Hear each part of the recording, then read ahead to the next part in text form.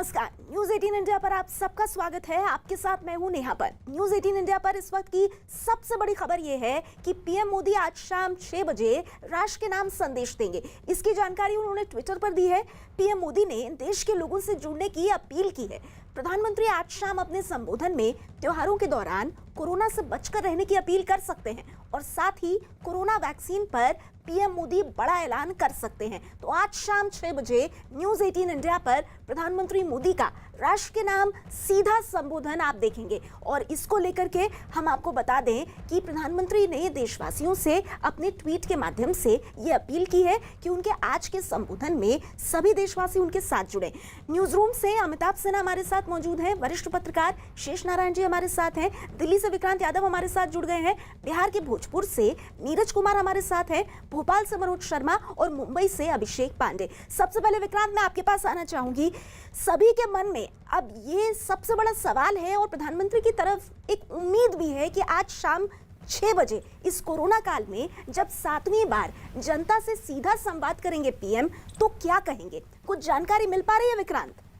देखिए, पीएम का जब इस तरीके से संबोधन का संदेश आता है तो निश्चित तौर पर उसमें एक चौंकाने वाला एलिमेंट जरूर होता है। कयास लगाए जा सकते हैं, लेकिन वो कयास कितने सही साबित होंगे ये 6 बजे ही पता चलेगा। लेकिन जो जानकारियां मिल रही हैं, जिस तरह की स्थिति चल रही है कोरोना को लेकर के, हो सकता है कि प्रधानमंत्री बोलें, क्योंकि फेस्टिवल सीजन भी है और जिस तरीके से बाजारों में भीड़ भी बढ़ी है उसको लेकर के कहीं ना कहीं सरकार भी चिंतित है। लोगों से अपील की जा सकती है कि इस त्योहारी सीजन में बिना किसी रोक टोक के आप लोग खुद अपना ध्यान किस तरीके से रख सकते हैं। और एक और चीज जिसकी तरफ थोड़ा ध्यान जा रहा है कि गरीब कल्याण योजना, जिसको कोरोना के समय सरकार ने गरीबों तक राशन पानी पैसा पहुंचाने के लिए इस्तेमाल किया था, वो जो गरीब कल्याण योजना है उसका कार्यकाल नवंबर में खत्म हो रहा है। लेकिन अभी भी बड़े पैमाने पर देश के बड़े हिस्से में उस योजना की जरूरत है। तो हो सकता है कि गरीब कल्याण योजना को भी एक एक्सटेंशन दिया जाए, एक विस्तार दिया जाए। और कयास यही है कि कोरोना को लेकर के, क्योंकि सरकार की ये चिंता है, सरकार ने एक बड़े पैमाने पर एक अभियान भी शुरू किया था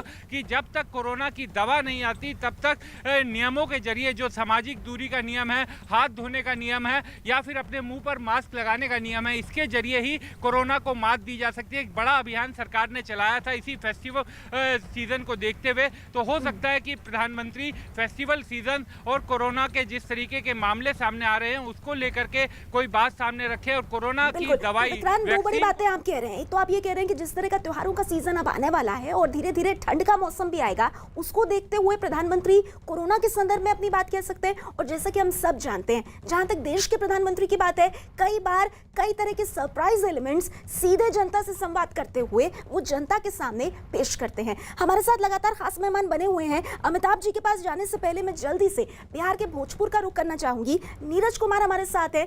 नीरज, बिहार में सियासी पारा, चुनावी पारा अपने चरम पर है और इस बीच जनता के बीच ये खबर पहुंचना कि आज प्रधानमंत्री 6 बजे राष्ट्र के नाम संबोधन देंगे, उनसे सीधे जुड़ेंगे।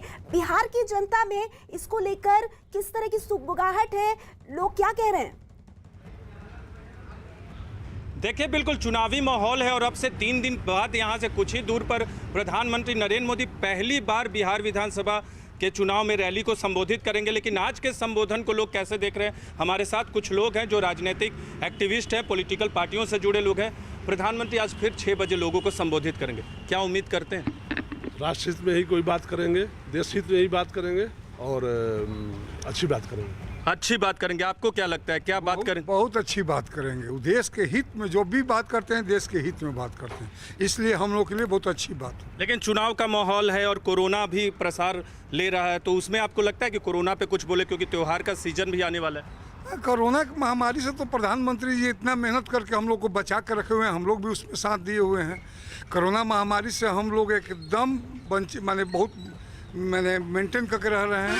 प्रधानमंत्री के आदेशानुसार हम लोग चल रहे हैं, रह रहे हैं, इसलिए कोरोना से हम लोग को कोई दिक्कत नहीं है। कई बार बड़ी घोषणाएं भी उन्होंने की है, कई बार बड़ा ऐलान भी किया है, तो इस तरह की भी कोई उम्मीद है? कर सकते हैं तो उनकी मन की बात है। तो मन की बात है और वो मन की बात आज शाम को 6 बजे पता चलेगा पूरे देशवासियों को, लेकिन बिहार के लोगों की खास तौर पे नजर है से जन तक पहुंचेगी। आज शाम 6 बजे प्रधानमंत्री ने खुद ट्वीट करके कहा है कि वो राष्ट्र को संबोधित करेंगे और देशवासी उनके साथ जुड़े। नीरज, मैं आगे आपके पास आऊंगी। अमिताभ जी हमारे साथ न्यूज रूम से मौजूद है। अमिताभ जी, मैं जब भी आपसे सवाल पूछती हूँ, मेरे ख्याल में दर्शक सबसे पहले तो ये जानना चाहते हैं कि आपके सूत्र आपको क्या बता रहे हैं, क्योंकि वैसे तो प्रधानमंत्री क्या कहेंगे उनका सरप्राइज एलिमेंट वो उसी वक्त खोलेंगे, लेकिन फिर भी सूत्रों के हवाले से कुछ पता चल पा रहा है कि आज शाम 6 बजे क्या कोई बड़ी बात जो प्रधानमंत्री अपने संबोधन में कह सकते हैं? देखिए, बड़ा बिल्डअप होता है हमेशा और हर बार हम लोग यही चर्चा करते हैं कि एलिमेंट ऑफ सरप्राइज जो है प्रधानमंत्री के ऐसे संदेशों में, उससे किसी भी संभावना से इनकार नहीं किया जा सकता। लेकिन जहां तक जो सूत्रों के हिसाब से जो आप जो बात कर रही हैं नेहा, उसमें तो दो चीज़ें ही समझ में आ रही है कि फेस्टिवल का सीजन है, त्योहारों का मौसम है, 1-2 महीने त्यौहार में ही पूरा देश जाएगा और इसमें सारे भक्त सड़कों पर भी उमड़ पड़ते हैं और दर्शनों के लिए उमड़ते हैं। दूसरी बात, बिहार में चुनाव है, कोरोना काल में पहली बार कोरोना को कंट्रोल करने के बीच में चुनाव हो रहा है और इसमें फिर से कार्यकर्ता सड़क पर हैं, लोग रैलियों में आ रहे हैं, भीड़ भाड़ बढ़ रही है, कई बार मास्क लगाए हुए लोग नहीं दिख रहे हैं। तो एक चिंता जरूर है कि कोरोना दोबारा एक बार फिर से इरप्ट न कर जाए देश में, दोबारा कोरोना फैल न जाए। हो सकता है प्रधानमंत्री इसको लेकर फिर से एक बार सोशल डिस्टेंसिंग का नारा दें, एक बार फिर से याद दिलाएं देश की जनता को कि उन्हें इस फेस्टिवल सीजन में बचकर, उन्हें इस चुनावी माहौल में बचकर दुनिया के सामने एक रोल मॉडल बनना है, क्योंकि दुनिया में शायद बिहार पहली बार ऐसा कोई राज्य होगा जहाँ लोकतांत्रिक तरीके से लाइन लगाकर वोट डालने की तैयारी हो रही है, जहाँ रैलियाँ हो रही हैं लोकतांत्रिक तरीके से, जहाँ पर कार्यकर्ता सड़क पर घूम रहे हैं। तो ये बहुत बड़ा दुनिया और देश दुनिया के सामने उदाहरण बनकर उभरेगा कोरोना काल में चुनाव करवाना। तो ऐसे में अगर प्रधानमंत्री ऐसे सोशल डिस्टेंसिंग और बचने की बात करते हैं तो इसमें कोई अपवाद नहीं होना चाहिए। लेकिन सबसे बड़ी अहम बात है, कल के एक कार्यक्रम में उन्होंने एक गणमान्य लोगों को संबोधित करते हुए कल देर शाम कहा था कि भारत में third phase of clinical trials on corona को लेकर, वैक्सीन को लेकर तीसरे फेज़ का ट्रायल शुरू हो गया है और इस फेज़ के बाद दवा सीधे बाजार में उतारने के लिए कंपनियां तैयार हो जाएंगी। और स्वास्थ्य मंत्री भी कह चुके हैं कि फरवरी तक भारत कोरोना को काबू करने में सफल हो जाएगा। तो जाहिर तौर पर ये जो तारीख होंगी कोरोना वैक्सीन के आने की और कंट्रोल करने की, वो फरवरी के आसपास ही इंगित कर रही है। क्या कोरोना वैक्सीन को लेकर के भी प्रधानमंत्री किसी तरह का ऐलान कर सकते हैं? देखिए, हम सिर्फ कयास ही लगा सकते हैं, संभावनाओं का बाजार हमेशा गर्म होता है जब भी इस तरह से प्रधानमंत्री इस तरह का संबोधन देते हैं। लेकिन जाहिर सी बात है कि क्योंकि कोरोना से ये जंग जारी है, इसीलिए संभावना बनी हुई है कि इस पर आज शाम 6 बजे प्रधानमंत्री जब अपनी बात रखेंगे तो हो सकता है कि कोरोना पर कोई बड़ी बात, कोई बड़ा विचार सामने रखें। हमारे साथ लगातार खास मेहमान बने हुए हैं। शेष नारायण जी, आपके पास आने से पहले मैं एक बार भोपाल का रुख करना चाहूंगी। मनोज कुमार हमारे संवाददाता भोपाल से हमारे साथ जुड़ गए। मनोज, भोपाल की जनता क्या कह रही है प्रधानमंत्री के आज शाम 6 बजे के संबोधन को लेकर? भोपाल की जनता कितनी उत्साहित है? हम नेहा लोगों से ही बात करते हैं। प्रधानमंत्री 6 बजे राष्ट्र के नाम संबोधन करेंगे, लोगों से बातचीत करेंगे। एक नागरिक होने के नाते क्या उम्मीद रखते हैं, क्या सुनना चाहते हैं? सबसे पहले तो मैं देश के प्रधानमंत्री नरेंद्र मोदी जी को बधाई देना चाहता हूं कि पहली बार हमारे देश को एक ऐसे प्रधानमंत्री मिले जो राष्ट्रीय और अंतर्राष्ट्रीय स्तर की सारी परिस्थितियों को ध्यान में रखकर समय समय पर देश को संबोधित करते हैं और उनके संबोधन का हमारे देश के युवा और सभी नागरिकों पर गहरा प्रभाव पड़ता है। अभी कोरोना काल में देश की आर्थिक स्थिति कमज़ोर हो गई थी, लेकिन उन्होंने इस कमजोरी को दूर करने के लिए युवाओं और बेरोजगारों को एक नया रोजगार देने के लिए 20 लाख करोड़ का जो पैकेज घोषित किया है। हो सकता है किसी युवाओं को सही जानकारी ना हो, तो इन जानकारियों को सही तरीके से प्रधानमंत्री जी से निवेदन करना चाहूँगा कि आज वो विस्तार से इनको समझाए कौन कौन इस क्षेत्र में पात्र हो सकते हैं और इस क्षेत्र में लाभ ले सकते हैं। क्या बात है, क्या बात है। मतलब आप चाहते हैं कि जो 20 लाख करोड़ के पैकेज की विस्तृत जानकारी ये जानना चाह रहे हैं। आप क्या करते हैं, अपना व्यवसाय बता के बताइए कि आप क्या प्रधानमंत्री से उम्मीद कर रहे हैं? मर्चेंट लिमिटेड में काम करता हूं और फॉरेन करेंसी एक्सचेंज में डील करते हैं हम लोग। और बाकी ये है कि जो भी उन्होंने किया बहुत अच्छा किया है और बहुत सारी योजनाएं उन्होंने जो चालू की हैं। अगर व्यक्ति को हर जगह सेंटर खोले गए हैं, एमपी ऑनलाइन वाले हैं, बहुत सारे दुकान वाले हैं जो उसके भी लगे हुए हैं और लोगों को उसका लाभ दिलवा रहे हैं। आपकी उम्मीद क्या है, क्या सुनना चाह रहे हैं? आपके कान क्या सुनना चाह रहे हैं प्रधानमंत्री नरेंद्र मोदी की जुबान से? सर, उनकी जुबान से तो बस यही सुनना चाहते हैं कि वो जो कर रहे हैं बहुत अच्छा कर रहे हैं और ऐसे ही करते रहें। आपकी उम्मीद क्या है एक नागरिक होने के नाते, क्या करते हैं आप? मैं फाइनेंस सेक्टर में हूँ। व्यक्ति को क्या है, आम व्यक्ति को जो होना मिलना चाहिए वो चीज़ नहीं मिल पा रही है अभी। मतलब जो दुकान वाले हैं आज इनको क्या है कि 2 से 3 महीने जो लॉकडाउन लगा, काफ़ी ब्रेक लगा, काफ़ी नुकसान हुआ, घर मेंटेन चलाने के लिए तकलीफ जो आई है उसको भरपाई करने के लिए इनको पेमेंट की आवश्यकता होनी चाहिए ताकि उनको रोजगार बढ़े, बिजनेस बाकी जो घटा जा रहा था वही जाकर उसको बेनिफिट ताकि उनको प्राप्त मतलब आप ये कहना चाह रहे हैं कि कोरोना की वजह से आपके कामकाज को जो फर्क पड़ा उसको एड्रेस करने के लिए मनोज, तो हम देख रहे हैं कि किस तरह से वहां पर हर व्यक्ति कुछ ना कुछ प्रधानमंत्री से महत्वपूर्ण सुनना चाहता है। मैं आगे आपके पास आऊंगी, हमारे साथ शेष नारायण जी भी मौजूद है, वरिष्ठ पत्रकार हैं। शेष नारायण जी, आपकी रीडिंग क्या कह रही है? कोरोना काल में 7वीं बार प्रधानमंत्री का आना और सीधे जनता को संबोधित करना, कौन कौन सी ऐसी बातें हो सकती हैं जिन पर प्रधानमंत्री अपनी तरफ से जनता के बीच संदेश दे सकते हैं? देखिए, कोरोना तो एक बहुत बड़ी इशू है पूरी दुनिया में। अमेरिकन इलेक्शन में, बाकायदा प्रेसिडेंशियल इलेक्शन में यही मुख्य मुद्दा बना हुआ है और ट्रंप को लेने के देने पड़ रहे हैं जो उन्होंने संभल के काम नहीं किया था। तो यहाँ पर तो सही बात यह है कि कोरोना में अभी डाटा जो आ रहा है वो काफ़ी कम बीमार हो रहे हैं। वैक्सीन का ट्रायल चल रहा है और सबसे बड़ी बात जो है कि उसको डिस्ट्रीब्यूट कैसे करेंगे उसके बारे में नंदन नीलेकानी ने परसों ही कहा था कि साहब कैसे करेंगे। मोदी जी ने एक आइडिया दे दिया कि एक हेल्थ की आईडी बनेगी सबकी और सबको, क्योंकि बच्चों को तो आप आसानी से वैक्सीन दे देते हैं, बड़ों को कैसे देंगे? वो ऐसे अपने यहाँ कोई इंफ्रास्ट्रक्चर नहीं है, मुझे लगता है उस पर ज़रूर बात करेंगे। और तीसरी बात जो सबसे मुझे लगता है, विक्रांत ने और अमिताभ ने सारी बातें बता दी हैं, एक बात जो मैं मेंशन करना चाहता हूँ खासतौर से वो ये है कि चीन के साथ पहली बार 1962 के बाद, बल्कि 1959 के बाद, जब से उनका तिब्बत को लेकर झगड़ा शुरू हुआ है जवाहरलाल नेहरू से, पहली बार आंख में आंख डाल के देश बात कर रहा है। विदेश मंत्री हों चाहे फौज के लोग हों, तो वो उनकी एक तो ब्लफ में नहीं आ रहे हैं, दूसरे उनकी किसी घुड़की में नहीं आ रहे हैं, और तीसरे अगर वो धमकी चीन वाले दे रहे हैं हथियारों की तो ब्रह्मोस टेस्ट करके बता दिया। वहाँ पे ऊपर बैठ के ग्लोबल टाइम्स में चाहे जितनी बकवास कर रहे हैं वो, तो उसको हमारे डिप्लोमेट्स और हमारे कंसर्न लोग, फौज उनके सुपरविजन में बातचीत जो कर रही है, मुझे लगता है कि चीन को जिस तरह से दुरुस्त करने की कोशिश कर रहे हैं डिप्लोमेटिक फ्रंट पे भी और मिलिट्री के तैयारी के फ्रंट पे भी। राफेल भी आ गया है, यहाँ पे स्टेशन है, और नेवी भी हमारी हिंद महासागर को पहली बार ऐसा हो रहा है कि डिगो गार्सिया क्या क्या बहसें हमने पिछले 50 साल में नहीं सुनी है और हम हमेशा डिफेंसिव पर रहे, पहली बार उन्होंने कहा नहीं, हम तुमको वहां मारेंगे। तो ये एक बड़ी बात ये कहने जा रहे हैं। कोरोना में वैक्सीन का समझ पा रही हूँ, हम कह रहे हैं कि कोरोना तो एक बड़ी चुनौती है ही, लेकिन उसके साथ चीन का भी एक मुद्दा हो सकता है जिस पर प्रधानमंत्री सीधा संवाद आज शाम 6 बजे जनता के साथ करें। एक बार फिर से इस वक्त की सबसे बड़ी खबर आपको दे दें, अब से चंद घंटे बाद आज शाम 6 बजे न्यूज 18 इंडिया पर प्रधानमंत्री नरेंद्र मोदी का देश के नाम सीधा संबोधन आप देखेंगे। प्रधानमंत्री ने ट्वीट करके इसकी जानकारी दी है और देशवासियों से अपील की है कि उनके आज शाम 6 बजे के संबोधन का वो हिस्सा बने। हम लगातार यही सवाल इस पर कर रहे हैं क्योंकि संभावनाएं बहुत है कि आखिर प्रधानमंत्री किन अहम मुद्दों पर बात कर सकते हैं। मुंबई का रुख करते हैं, हमारे साथ हमारे संवाददाता अभिषेक पांडे मौजूद हैं। अभिषेक, ये खबर अब तक मुंबई की जनता तक भी पहुंच गई होगी, प्रधानमंत्री के संबोधन से मुंबई की जनता किस तरह की उम्मीदें कर रही है, आपको क्या पता चल पा रहा है? बिल्कुल, मुंबई में मैं इस समय खड़ा हूं। मुंबई में तमाम सारे लोग हैं, अलग अलग सेक्टर से जुड़े लोग हैं। वो ये मुंबई के लोग क्या चाहते हैं मैं बात करता हूं। आप बताइए, प्रधानमंत्री आज शाम 6 बजे संबोधित करेंगे, क्या उम्मीद करते हैं, किस तरीके का संबोधन होगा प्रधानमंत्री का? जहाँ तक कि हम आम जनता के रूप में हम जानते हैं कि माननीय प्रधानमंत्री जी जब भी कुछ बोलते हैं तो देश के पक्ष में, देश के हित में, देश के उत्थान के बारे में ही बोलते हैं। तो हमको पूरा विश्वास है कि आज भी उनकी जो भी खबर होगी वो देश के उत्थान के बारे में।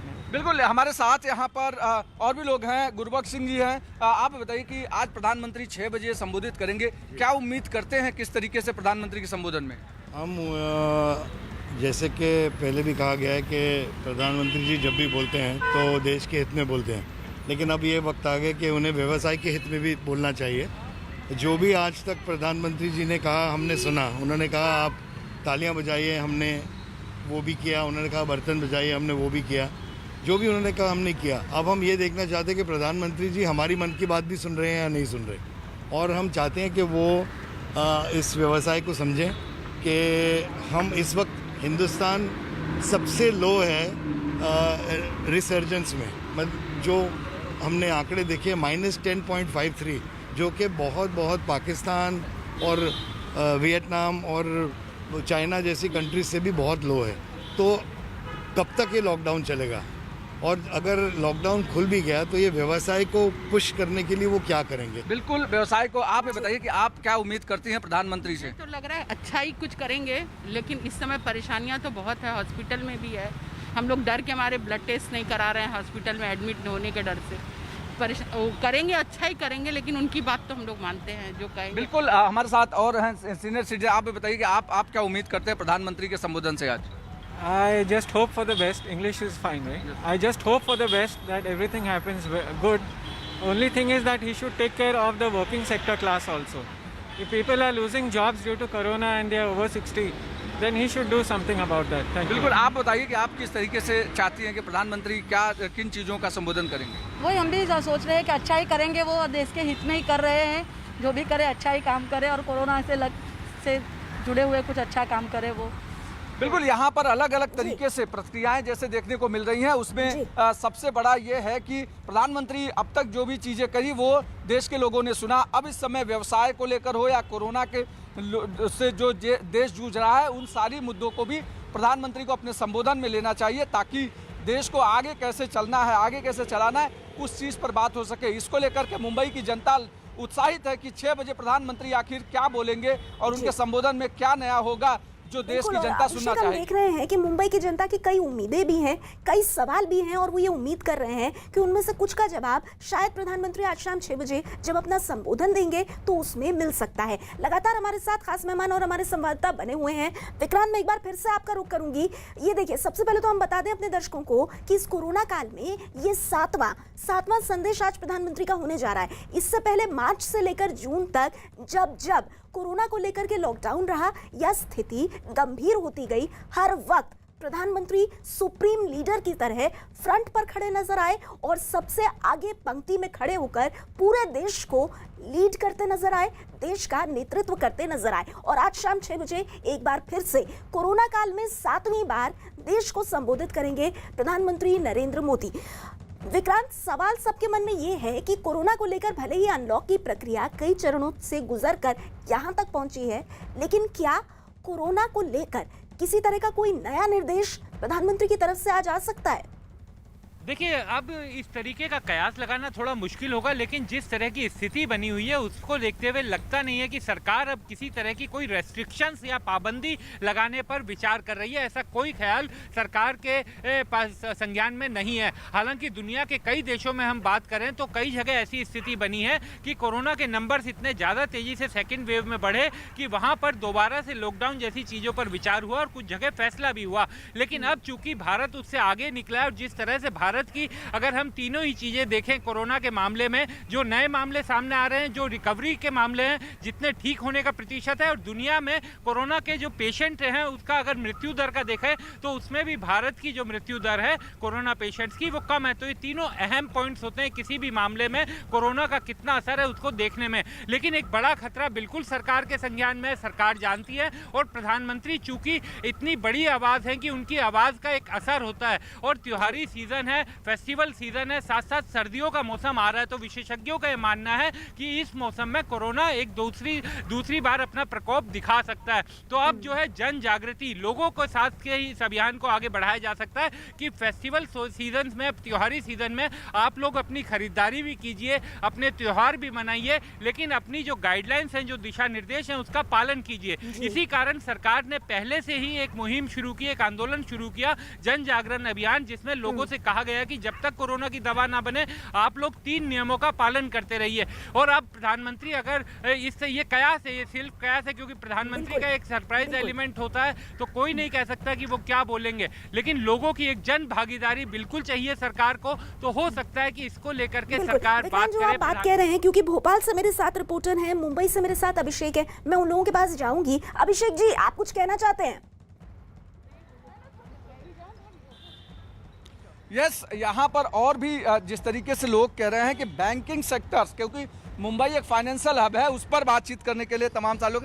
आप बताइए, आप बैंकिंग सेक्टर्स को लेकर के कुछ कह रहे हैं कि प्रधानमंत्री से क्या उम्मीदें हैं?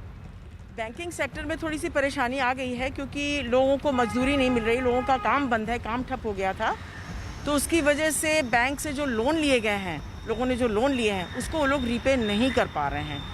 तो उसमें भी कोई ना कोई रास्ता मोदी जी निकालें, ऐसे हम मोदी जी से अपील करते हैं। बिल्कुल, शाम को 6 बजे के संबोधन में खासकर होटल सेक्टर्स या चूँकि ये पूरे जितने भी इस तरीके के सेक्टर्स हैं वो काफ़ी ज़्यादा प्रभावित पिछले 7 महीने से हुए थे, उसको लेकर के कैसे उम्मीद रखते हैं आप?